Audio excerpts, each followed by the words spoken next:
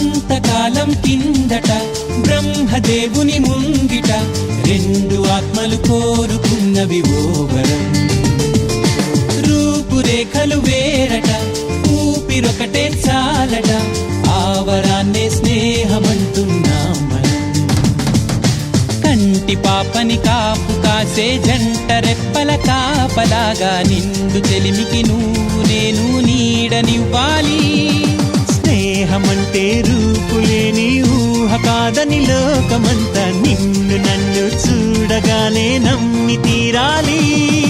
కొంతకాలం కిందట బ్రహ్మదేవుని ముంగిట రెండు ఆత్మలు కోరుకున్నవి ఓ వరం.